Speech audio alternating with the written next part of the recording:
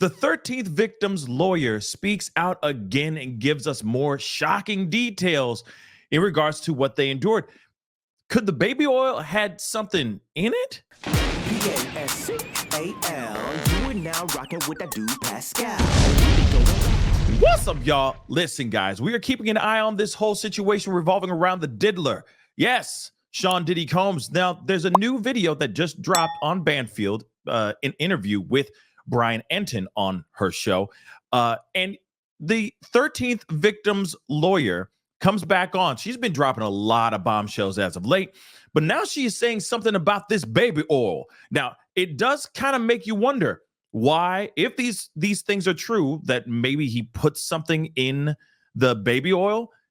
If this is true, it makes sense. Why would he need 1,000 bottles of baby oil on the wall? Why would he need that much? Why would he need all of that other stuff that he has as well? You know, we can't use certain words, unfortunately. So I'm kind of curious, why would he have so many bottles of baby oil? Could it be because he was putting stuff in it?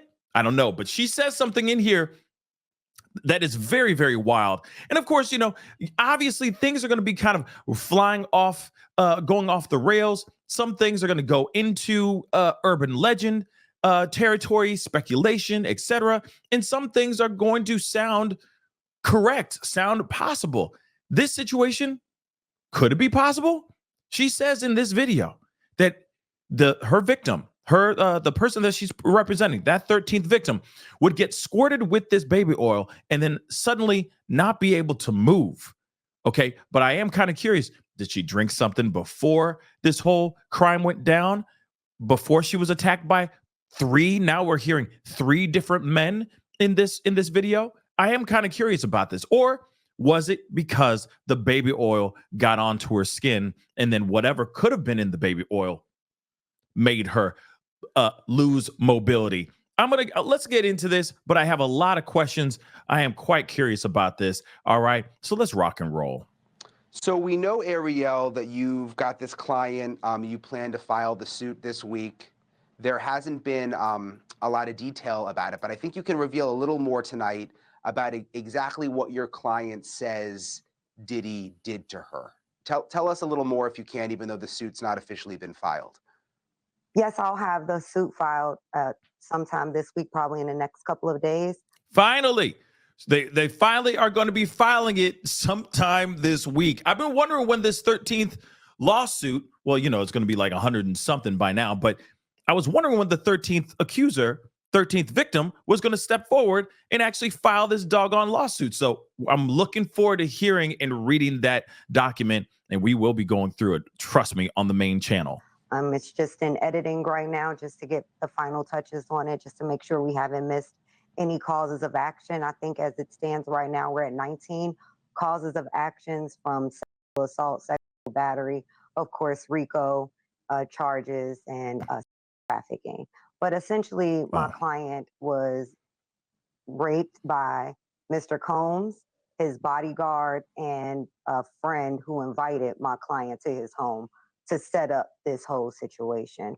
The details are graphic in nature, and the complaint lays out all of the details in the graphic, just deplorable way my client was victimized in that day, or in that night rather, and her harrowing escape and how she was able to finally get away and manage to get to safety after the gruesome attack. Wow. Yeah, and I know that the details are graphic, and I want to be careful. Now, hold on really quick. Before we continue on, I want to give you guys a quick recap. Now, according to this lawyer, okay, Ariel Mitchell Kidd, she is of course, the 13th accuser or 13th victim's lawyer. She said in another show or in another interview on Banfield, she's been on Banfield a lot lately, dropping nothing but bombshells, but she said that this particular victim ran out of a home. Apparently, this was a home of one of her friends. This attack happened, but at that time, we only heard one person, Diddy, attacked her at that time.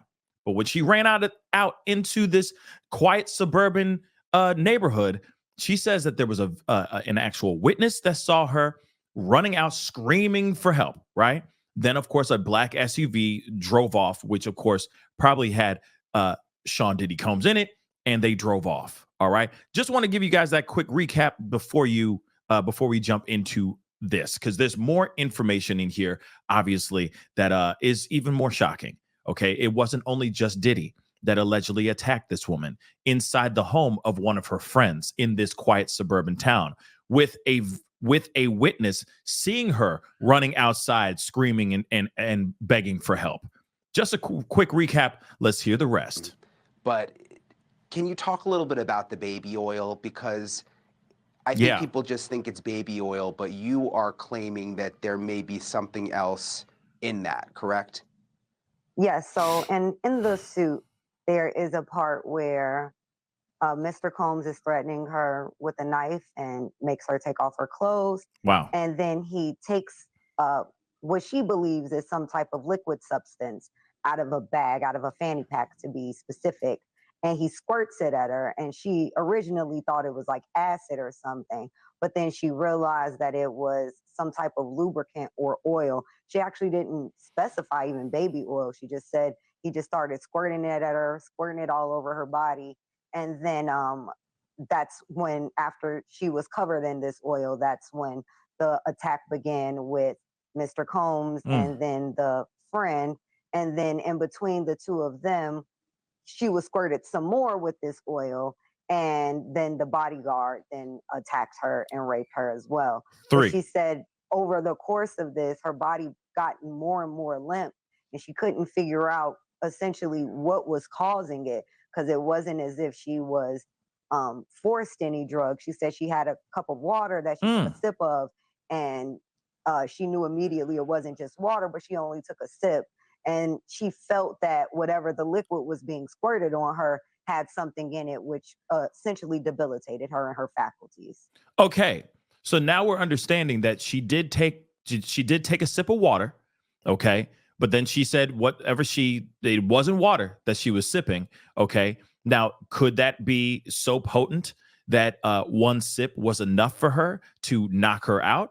That's a possibility. But at the same time, maybe the baby oil is, maybe something is in there. God only knows. But it is interesting that he kept squirting her with baby oil, right? And then, of course, this is when she starts to get more and more limp as the time goes on. I mean, this is obviously not the greatest. This is terrible. But she allegedly was not able to move. But then I keep wondering, how long did this last for? And then when was she able to have mobility? Able to use her limbs, because she eventually ran out the front door screaming help, screaming for help. So I am kind of curious as to what the time was, right? From the moment that they squirted the bottle on her or her when she was drinking the water to when she ran out the front door. But that's just something I am kind of curious about. Yeah, that's what I was going to ask you. I mean, because in the complaint, the Fed's complaint, they talk about all of those bottles of body oil. So we knew there was a lot of lubricant, but do you have any idea what may have been in it? Is there something that could have been in it that would have made it so she couldn't move? No. So I've done some internal research after I had my intake with my client, and it seems that oil in general is used as a conduit for specific drugs, like, for instance, GHB. So in order to get that to topically take into somebody's body, you need a conduit, which is typically oil. So Wow. it seems to me that there were some types of drugs mixed into the oil, which is why he was dousing her in that oil prior, not only to make it easier to assault her, but that was what was lowering her defenses. Wow. So maybe the baby oil for real.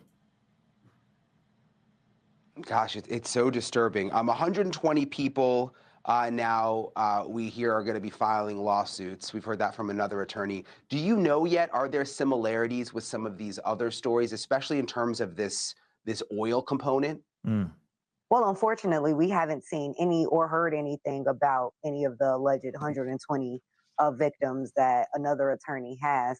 In fact, I think recently today he came out and started saying some of these celebrities the other celebrities he planned to name were settling the cases, which I thought was odd. because I do settlements all the time. And part of the settlement is that you don't discuss the settlement. Mm. Part of Fight Club is you don't talk about Fight Club. So unfortunately, I don't know how many of these cases, the 120 cases that lawyer has, will ever see the light of day. I always was skeptical about the number and the types of claims that were being advanced. But I haven't seen any other cases advanced that made similar allegations other than the federal government's case. Now, here's the thing. You guys are now here, more details in regards to this 13th victim. Now, again, yes, there's 100 and some odd people, victims that are stepping forward. Yes, some may not be real. And we are now understanding that there is some sort of settlement going on behind the scenes with other celebrities. Other celebrities are speaking out, or not speaking out, but they're going behind the scenes and trying to talk to these other victims and trying to say, like, how much you need. I'll pay you X amount if you just don't file. I don't want my name out here for everybody to hear about me being a part of these situations. And the thing is that's inevitable. That's inevitably going to happen, especially when you go out and you make a public display of it. It's not like they just went and filed and dropped this out of the clear blue sky, shocking every single last one of us, right? And then just dropping names in these lawsuits as with these people as co-defendants. That clearly is not the situation here. But yeah, it is interesting. And yeah, you got a point. Settlements. It's like the first rule of Fight Club. You don't talk about Fight Club. That is very, very true. But outside of that, okay, aside from her, her thoughts on that part, what's interesting is that there is now going to be claims out here that maybe the 1,000 bottles of baby oil and whatnot are being used to hold people down, hold people against their will type of situation, right? Slow them down, make them lose mobility and all that stuff. I think this is very, very interesting. Of course, I'd want to hear more proof. I would want to hear more information because, she did claim that her client, the 13th victim, took a sip of water. And then she clearly knew, like, as soon as she drank that water or took a sip, that it was not actually water, or that maybe had something in it.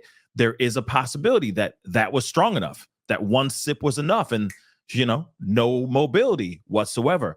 But again, I get it. The lawyer's doing her due diligence, did her research, and there's a possibility of being able to put something in something like oil, a baby oil of some sort, that it can just go into the skin, get into your system, and really mess you up that way too. That is a possibility. But I'm hoping that the feds and whatnot, this information, I'm hoping that she's sending that over to the feds so that they can get this whole thing figured out and find out, if he was really doing it that way, that is pretty crazy.